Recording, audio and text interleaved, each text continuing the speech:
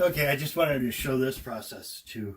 Like I said, I don't know if the edging between the two pieces is called a welt or a gusset.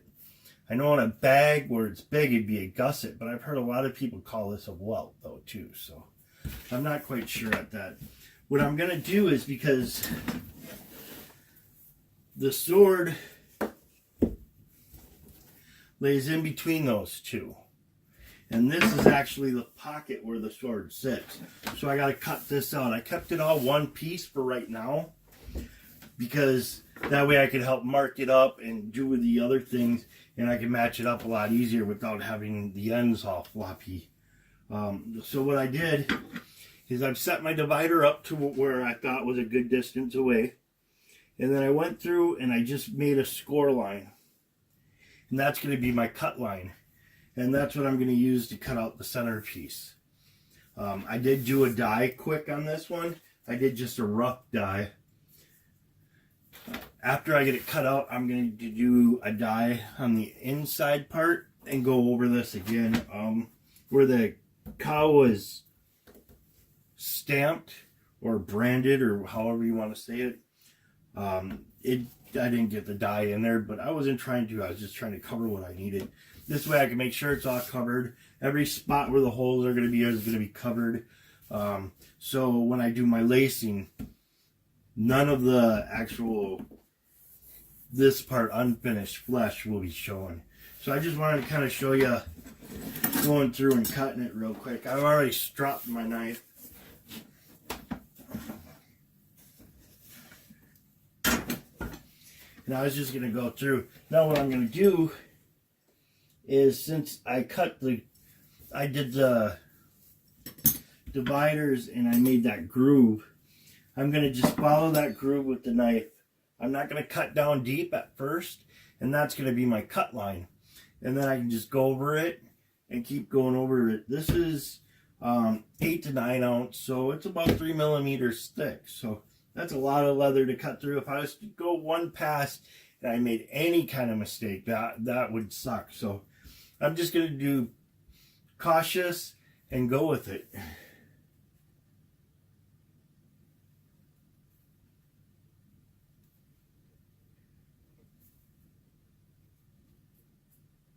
So here I'm just starting out.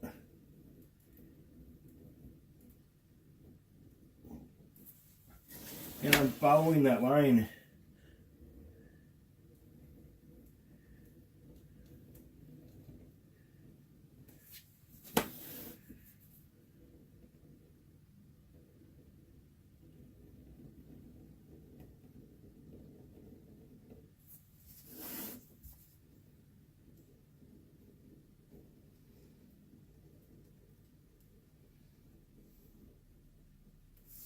And then take it to the tip.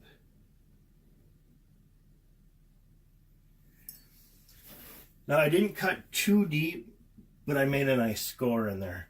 Because I'm going to go through and do this a couple of times so that I get a nice even cut, and I know I'm cutting all the way straight down. I really like this round knife. I'm glad I bought it. It's the Tandy brand. It doesn't say what it's made out of. I think it's just surgical steel, but it's still pretty good. I keep good care of it, and I'm really glad I bought this knife. So let's make another cut, and then we'll get a nice groove going.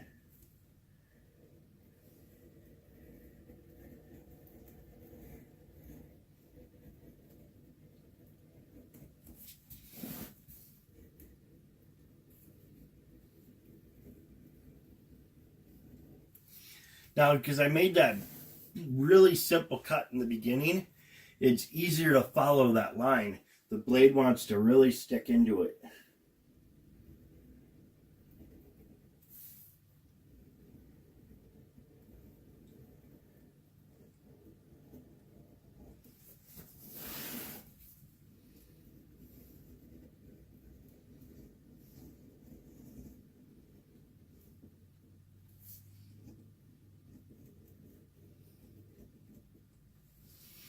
Now that was a pretty deep cut. I think I'm going to make another cut. I don't have to worry about stropping. The knife's still gliding through. it's not hanging up at all. So maybe this will be the one that goes all the way through.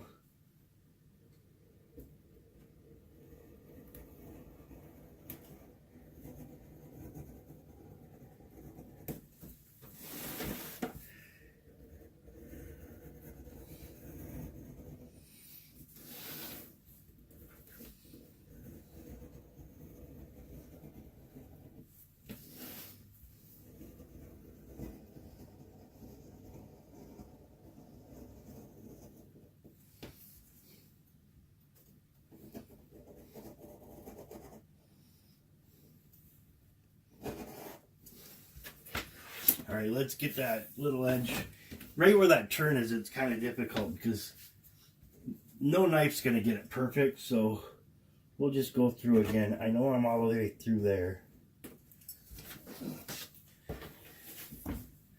So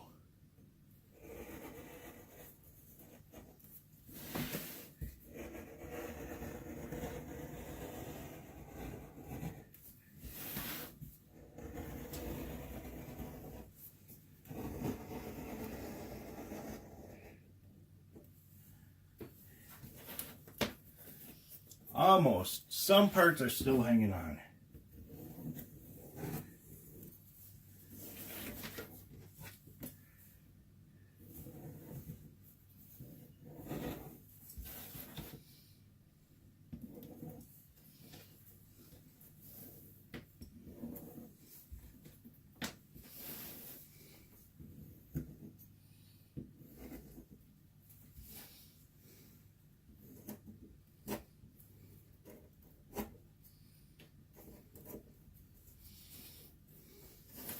So there we go. That's the one side done. I'll finish up the other side and I'll come back to you guys. All right, so I got both sides cut out. And it looks like that. I'm going to have to re-go through and re-dye the whole thing. And also on the inside, because when you pull the sword out and you look in, you'll see a little bit of this edge. So maybe that far down, I'll give a little dye on the inside too. Get the dye on the top and then on the edges there. But for the most part, this part is actually done. Now, so this is how it's going to kind of be. It's going to be, the sword is going to sit in there.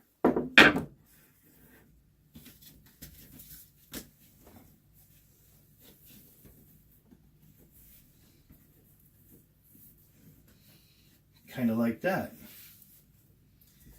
And this is going to go on the top.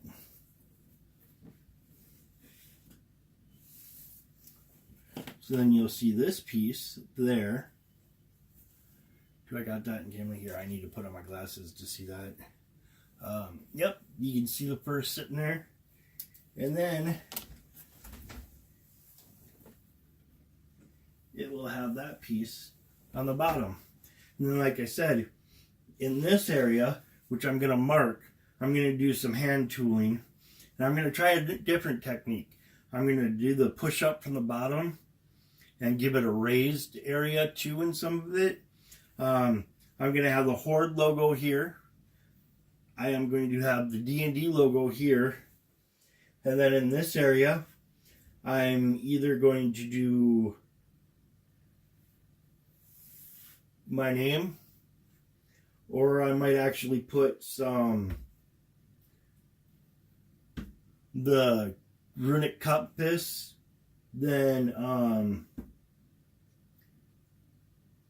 the rune of protection, and then maybe a couple other different runes. I haven't quite decided that. I think even though some of that might get frowned on, I think seeing the overall project, people will understand and let me have that little bit of runic writing on there. So I haven't quite totally decided. It's going to take me a while to do the cuts from with the swivel knife and all that for the Horde symbol and the ampersand for the D&D.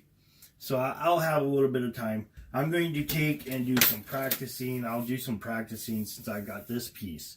I'll do some practicing right on this, because that way I'm not totally destroying a good piece of leather that can be used for practice or something like that. So I've got my practice piece. I got all this pretty much set up. I'm getting pretty close to glue up, which is really nice. This is glued up. The rabbit fur is glued up to a stiffener. This is 4 to 5 ounce, the stiffener. The same stuff this is. So we'll have that. Then after glue up, it'll be lacing. But the next thing, big thing I'm going to have to work on is going to be the swivel knifing. I'm going to want to get some practice, because that's going to be some really fine detail, and I have a lot of work to do on that. Fine detail work for the swivel knife. I also want to do the raised. I thought that would add some cool effect to it. I got to figure out a resist, and then I'm actually going to do some painting on there too. I'm going to do the red horde symbol, the red sign or D&D symbol. The runic will be in black. I want that to look like it's written in stone, like the Vikings used to write in stone. So I'm gonna think of that. I'm gonna have a lot of liberties with that one. But for the most part, that's what that's gonna look like. And then all you're going to actually see is you're gonna see that edge with the lace. So the lace is gonna cover. The lace will cover a lot up. But staining that, I think it's going to make it so that this doesn't stick through, because any little spot like that can stick through. It's going to really stick out. And I think that's going to make it a more professional finished product too. Yeah, I think that's going to be a really good, nice professional finished project with the way that looks. There's flaws here and there, but anytime you do something by hand, you're always going to have a flaw somewhere. But I think this is going to look really nice. I did a lot of planning, and it's coming out. I've also been recording on a different phone. I haven't been using my lapel mic. I don't know if this phone works with the lapel mic. I've tried it, but I can't really tell. So I've done these couple of videos on the new phone without a lapel mic. We'll see what it's like. And then I'll do a couple of videos with the lapel mic, see if there's a change. If looking away from the camera and talking does anything like that. So I'm getting better video, but my other phone died a miserable death. I had it for 3.5 years. It's been at the bottom of a couple of lakes. It's been dropped and stuff, and it really lasted long. So I can't complain. 3.5 years out of a phone is pretty dang good. All right, guys. Have a good day. Thanks for all your help. Thanks for watching.